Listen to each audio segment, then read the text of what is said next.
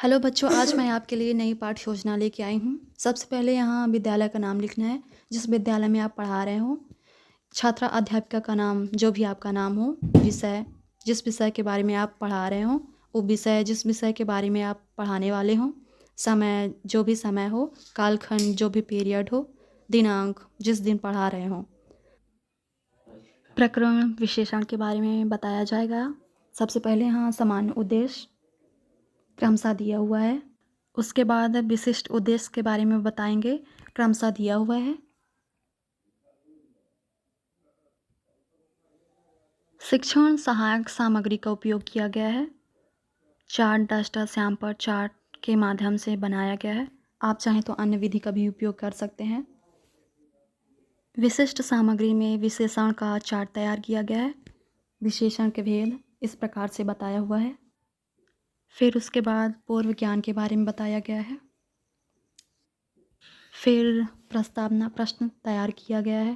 पहला क्रमशः है, फिर उसके बाद अध्यापक कथन है, उसके बाद छात्र छात्र क्रिया है, क्रमशः समझाया हुआ है।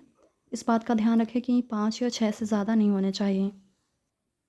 उसके बाद उद्देश्य कथन दिया हुआ है।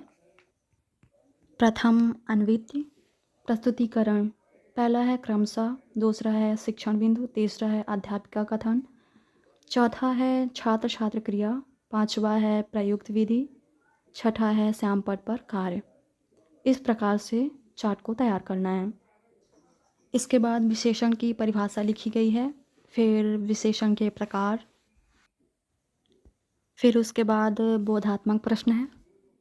इसका पहला प्रकार संख्यावाचक विशेषण है। उसके बाद गुणवाचक विशेषण है।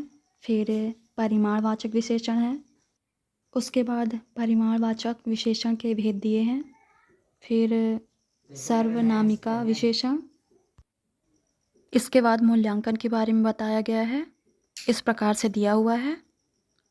इसके बाद गृहकार दिया हुआ है क्रमशः। इसके बाद निष्कर्ष लिखा हुआ है। अगर आपको वीडियो पसंद आए तो मेरे चैनल को सब्सक्राइब करें।